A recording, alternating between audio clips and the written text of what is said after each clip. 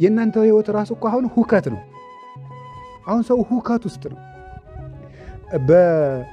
በዚህ አሁን በመጣው በቴክኖሎጂ ዓለም በጣም ብዙ መተግበሪያዎች መጥተዋል አይደል? አፕሊኬሽንስ። ያ ሁሉ በየጊዜው ክሬት የሚደረግ ለምን ይመስላችኋል? ሰውን በደንብ ለማወክ እኮ ነው አይደለም? ነው መርካት አቅቶክ እኮ ነው። አሁን ዩቲዩብ ብቻ ይበቃ ነበር።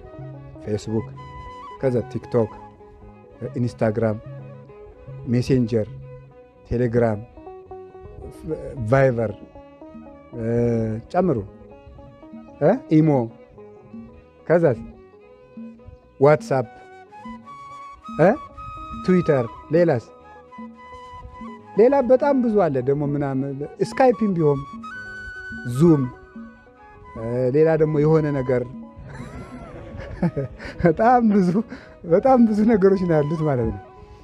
እነዚህ ሁሉ ለምንድን ነው ክሬት የተደረጉት?